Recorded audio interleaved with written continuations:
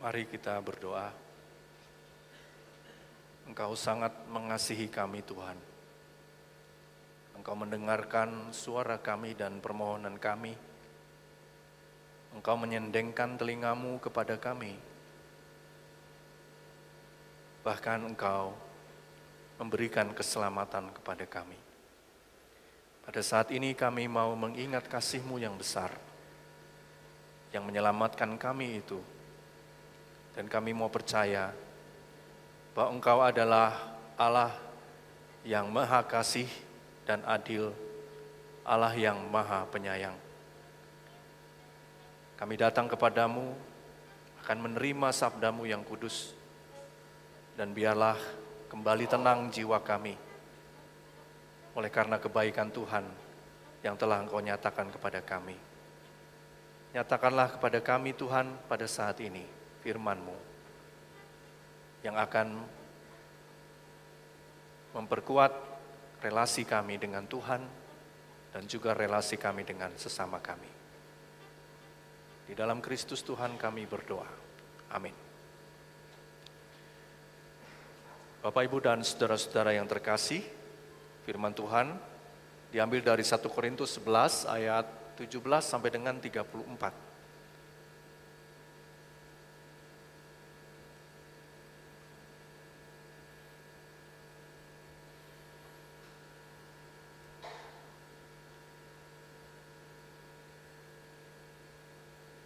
Dalam petunjuk-petunjuk berikut ini, aku tidak dapat memuji kamu.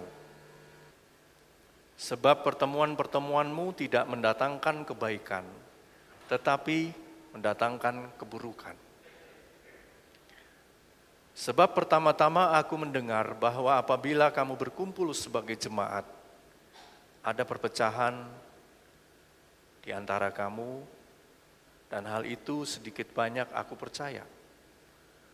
Sebab di antara kamu harus ada pihak yang berbeda-beda, supaya nyata nanti siapa di antara kamu yang tahan uji. Apabila kamu berkumpul bukan untuk makan perjamuan Tuhan. Sebab pada perjamuan itu, tiap-tiap orang memakan dahulu makanannya sendiri, sehingga yang seorang lapar dan yang lain mabuk. Apakah kamu tidak mempunyai rumah sendiri untuk makan dan minum? Atau apakah kamu hendak menghina jemaat Allah dan mempermalukan orang-orang yang tidak mempunyai apa-apa?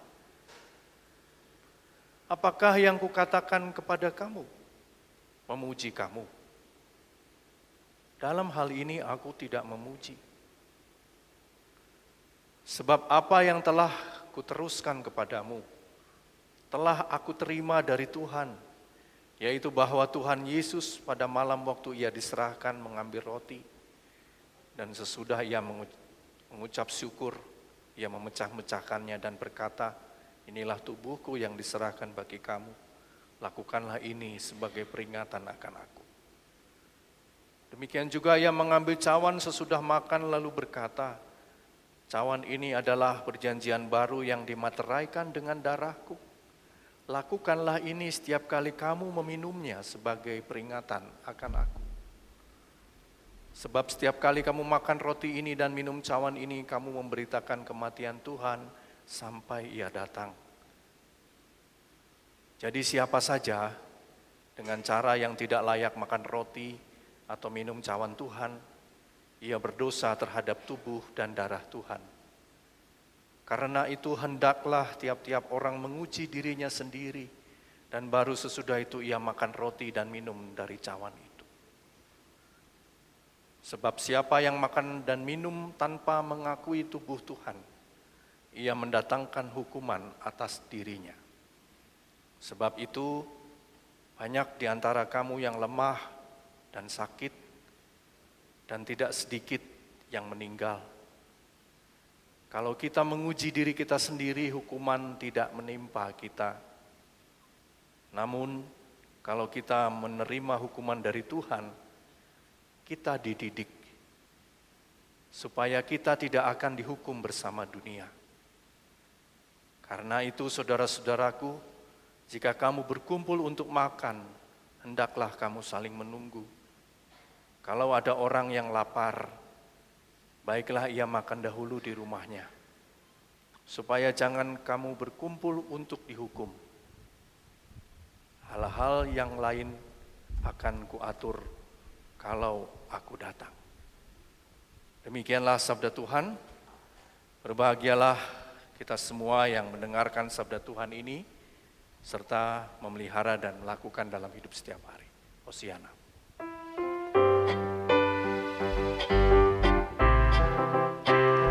Hosiana, Hosiana, Hosiana.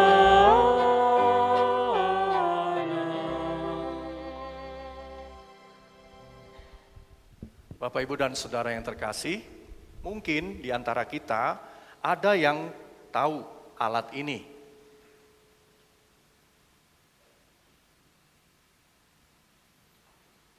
Ada yang tahu Bapak, Ibu, dan Saudara-saudara? Atau baru lihat? Seperti HP ya Bapak, Ibu. Seperti kalau zaman saya dulu ada walkie-talkie. Mahasiswa tahu alat ini apa? Walkie-talkie. Alat ini Bapak, Ibu, dan Saudara namanya Personal Location Beacon. Jadi PLB singkatannya. Ini alat ini sebenarnya dipakai oleh para pendaki. Mungkin Bapak Ibu ada yang suka mendaki gunung. Tapi sekarang gunungnya sedang aktif ya. Jadi banyak yang ditutup jalur pendakiannya. Juga dipakai oleh orang-orang yang bekerja di laut. Atau juga mereka yang menerbangkan pesawat atau pilot. Biasanya memiliki alat ini. Dan alat ini Bapak, Ibu, dan Saudara, fungsinya adalah ketika terjadi sesuatu, alat ini mengirimkan sinyal kepada satelit, yaitu berupa kode, dan kode itu adalah lokasi, kemudian kalau sekarang sudah canggih, sudah ada namanya, siapa yang memakai alat ini, waktunya sudah ada. Dan ketika terjadi sesuatu, maka satelit akan mengirimkan sinyal untuk kemudian diteruskan ke pusat koordinasi penyelamatan. Sehingga siapapun yang nanti mendapatkan sinyal darurat ini akan datang untuk menyelamatkan orang yang mengalami bencana atau mungkin musibah ketika ia sedang bertugas. Bisa saja BNPB, bisa juga dari militer, bisa juga dari kepolisian, bisa juga dari tim SAR. Ya. Jadi siapapun yang menerima sinyal akan datang untuk menolong. Jadi bisa dibayangkan kalau kita punya alat ini Bapak, Ibu, dan Saudara, maka siapapun yang menerima sinyal itu akan menolong kita. Tidak peduli apakah dia itu sukunya dari suku mana, ya, suku Sunda kah, suku Batak kah, suku Jawa kah? Apakah dia itu satu organisasi dengan kita? Pokoknya siapapun yang menerima sinyal ini pasti akan datang untuk memberikan pertolongan. Di dalam kehidupan kita, Bapak, Ibu, dan Saudara, sebagai orang Kristen, kita juga punya yang namanya personal location beacon ini, yaitu kasih. Tadi mahasiswa Iki menyanyikan lagu Ingat Kasihnya. Kasih Kristus yang menjadi sinyal terkuat dalam kehidupan beriman kita. Sehingga kalau ada saudara kita yang menderita, kita pasti tidak peduli, pasti kita akan memberikan pertolongan atau bantuan, minimal memberikan perhatian. Dan inilah sikap hidup yang memang harus dimiliki oleh kita Bapak, Ibu, dan Saudara. Sampai dengan hari ini. Tetapi dalam kenyataannya, seringkali juga kita bisa melihat bahwa kehidupan orang Kristen juga tidak lagi peduli dengan sinyal yang dimunculkan dari kasih Kristus ini. Kehidupan orang Kristen kemudian menjadi berkelompok. Kehidupan orang Kristen kemudian menjadi berdasarkan golongan-golongan. Kadang Bapak, Ibu, dan Saudara, kalau kita mau memberikan bantuan, kita lalu berpikir dan bertanya, apakah itu satu sinode? Apakah itu sama-sama satu agama? Apakah itu masih saudara? Atau bukan? Kelompok-kelompok dan golongan-golongan inilah yang kemudian menjadi tembok di mana sinyal kasih Kristus itu sulit untuk ditembus. Kayak kita berada di basement, biasanya kalau di basement itu sinyal handphone juga susah ya Bapak Ibu. Jadi paling cuma satu gitu ya, karena banyak tembok yang tebal-tebal. Kita tahu Bapak, Ibu, dan Saudara yang terkasih, jemaat Korintus itu jemaat yang kaya. Jemaat yang diberkati Tuhan. Jemaat yang memiliki berbagai macam karunia dalam kehidupan persekutuannya. Tapi Bapak, Ibu, dan Saudara, sekalipun demikian jemaat Korintus justru jemaat yang paling bermasalah dan paling menyedihkan bagi Paulus. Kenapa? Karena di dalam kehidupan jemaat Korintus terjadi perpecahan. Yang pertama tadi, ada golongan-golongan, aku golongan Kefas, aku golongan Apolos, aku golongan Paulus. Ini nggak bisa akur, masing-masing dengan benderanya. Kemudian juga Bapak Ibu, karena ada yang sombong secara rohani. Ada yang menganggap dirinya lebih rohani, lebih hebat dari yang lain. Kita tahu komposisi orang Kristen di Korintus adalah komposisi majemuk, banyak orang-orang non-Yahudi di sana yang Kristen. Dan yang ketiga Bapak, Ibu, dan Saudara, ada yang disebut dengan diskriminasi. Di mana tergambar dalam perikop kita, orang-orang yang kaya mempertahankan eksklusivismenya. Dia tidak peduli dengan orang lain. Dan kita bisa melihat perpecahan itu Bapak, Ibu, dan saudara-saudara terjadi justru pada saat jemaat atau umat sedang berkumpul. Jadi terjadi dan nampak sekali ketika jemaat sedang berkumpul. Memang sesuatu yang umum pada waktu itu Bapak, Ibu, dan Saudara, jemaat Tuhan mengadakan perjamuan kudus itu diawali dengan makan-makan dulu. Tetapi yang menjadi masalah di sini adalah masing-masing orang itu kan membawa makanan ya Bapak, Ibu, dan Saudara. Kemudian untuk dimakan bersama. Biasanya seperti itu, mirip-mirip dengan kita ya Bapak, Ibu, di Jawa Barat ini. Ada yang disebut dengan botram. Jadi bawa masing-masing dikumpulkan terus makan bareng. Nah, masalahnya ketika makan itu dimulai Bapak, Ibu, dan Saudara, maka ada orang-orang yang datang lebih awal dan langsung berkumpul secara eksklusif. Dan mereka tidak mau bergabung dengan orang-orang dari kalangan menengah ke bawah. Sangat tertutup Bapak, Ibu, dan Saudara. Bahkan langsung memakan makanan yang mereka bawa sendiri. Minuman yang mereka bawa sendiri langsung dimakan. Mereka tidak mau menunggu anggota jemaat yang lain untuk berbagi makanan.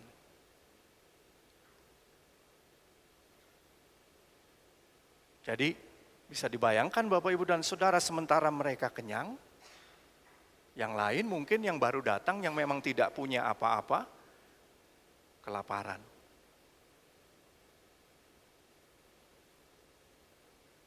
Ini justru menjadi antitesis dalam kehidupan jemaat pada waktu itu, yang seharusnya mencerminkan kasih Kristus. Oleh sebab itu Rasul Paulus katakan di ayat yang ke-20, apabila kamu berkumpul bukan untuk makan perjamuan Tuhan.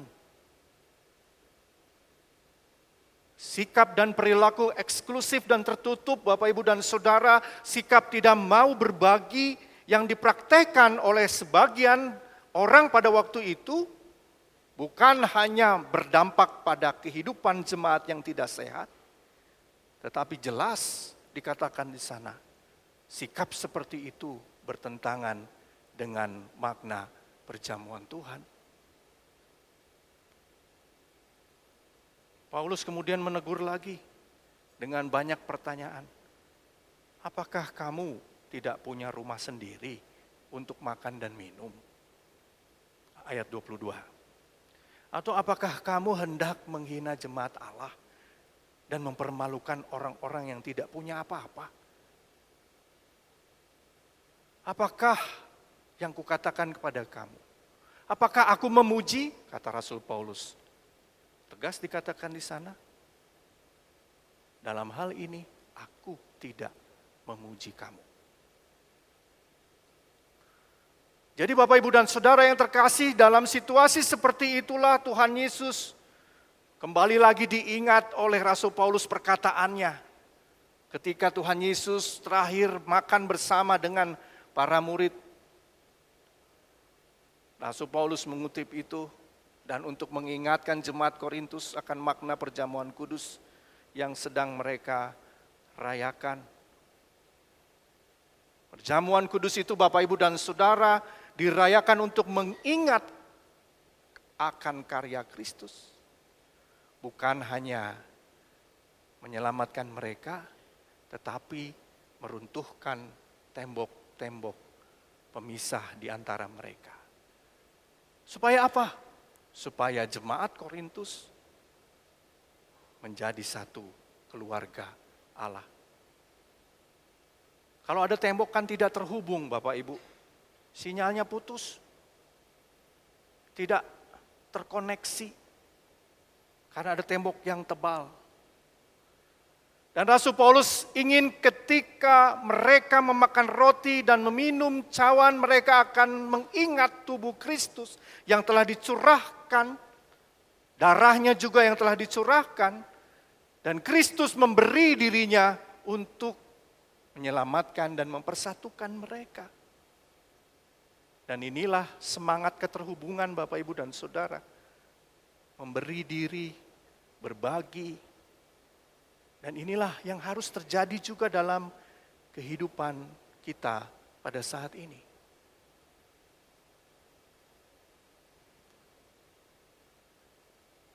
Oleh sebab itu, dalam rangkaian Prapaskah, setiap kali kita perjamuan kudus, kita selalu ada persiapan perjamuan kudus, pengujian diri Bapak Ibu dan Saudara. Pengujian diri dasarnya dari perikop ini juga. Apa maksudnya menguji diri? Rasul Paulus di sini menjelaskan. Apakah lalu hanya orang-orang yang tidak berdosa yang boleh ikut perjamuan kudus? Menguji diri Bapak Ibu dan Saudara bukan berarti hanya orang yang tidak berdosa. Kalau orang yang tidak berdosa, kita semua tidak boleh ikut perjamuan kudus. Nggak ada seorang pun yang layak mengikuti perjamuan kudus. Kita semua berbuat dosa. Menguji diri Bapak Ibu dan Saudara yang terkasih, ketika kita akan mengikuti perjamuan kudus adalah kita memperhatikan, kita melihat kembali relasi kita.